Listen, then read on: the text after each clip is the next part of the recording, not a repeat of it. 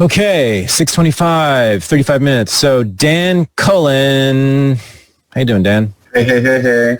So going back to the Freud and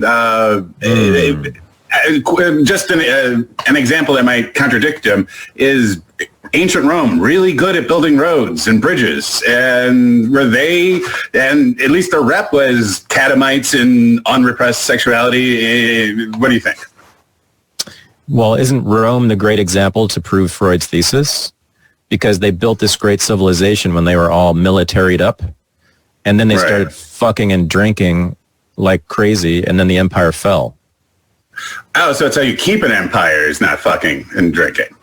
Well, apparently it didn't work for the. Well, but at least they built it. I don't know, but okay, no, yeah. I mean, again, like I'm not actually saying this. That's necessarily the evidence. That's the way that Rome is talked about, though.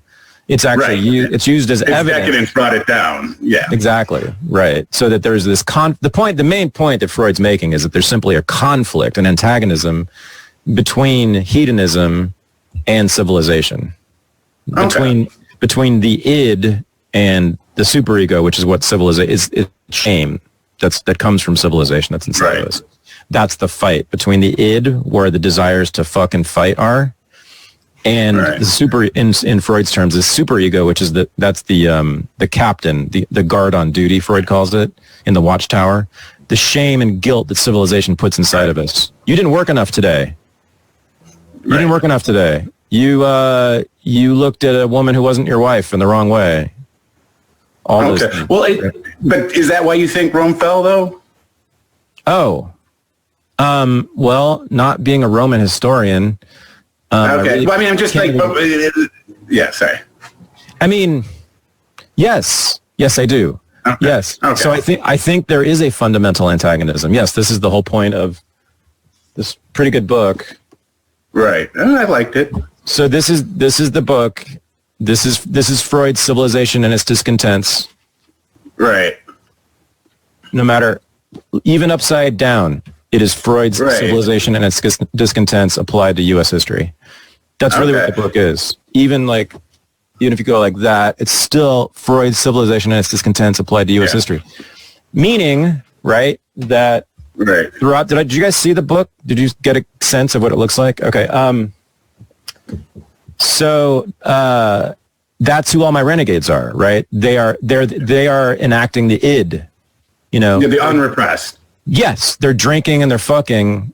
And no, I love that. That's why I love you. That's why I like the Freud. But it seems like there are exceptions, possibly. Like, how did the Romans build those roads and have sex? Maybe they didn't. Maybe sex were for other people and slaves were building. You know what roads. it is? I don't know. Your thing, Dan. It sounds to me like you really want to have sex on a bridge, and you're trying to figure out how to get that to happen, right? Because what Freud is saying is you can't have bridges and good sex. And you want to live in a society where there's really nice bridges and there's lots of sex going on, right?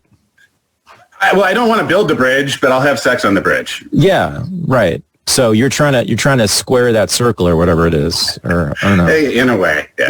Or peg that hole, or I don't know, some phrase, some phrase that has nothing to do with sex. Yeah. Well, no, it's going to be a constant antagonism, I do believe. Okay.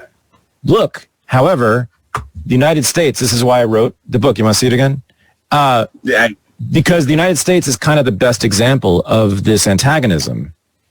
Because we have like a goddamn raging civil war. Forget like Republicans versus Democrats. The raging civil war since the first white people got here has been between hedonism and Puritanism. Right? The people who wanted to build America, a city upon a hill, the Puritans called it, right? Then the United States of America, which would be this country dedicated to the proposition that all men are created equal and would spread that idea and that practice across the world. They were puritanical as shit because they had a nation state and then a global nation state to build. And it's just simple.